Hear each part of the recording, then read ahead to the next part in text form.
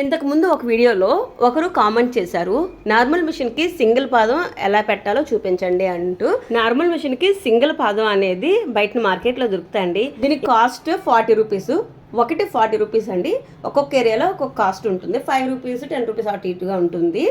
ఇదిగోండి, ఇది ఒకటి సింగిల్ పాదం చిన్నగా వచ్చింది చూసారు కదా. అలాగే ఇందులో లెఫ్ట్ సైడ్ రైట్ సైడ్ రెండు ఉంటాయి.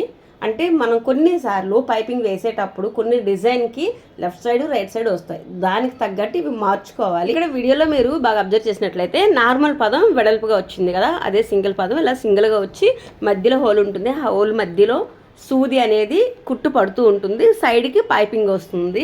మళ్ళీ ఇంకోసారి గుర్తు చేస్తున్నా అండి, మీకు ముందుగానే అడగండి, మా మిషన్కి ఇది సెట్ కాకపోతే మళ్ళీ రిటర్న్ తీసుకుంటారని అడగండి.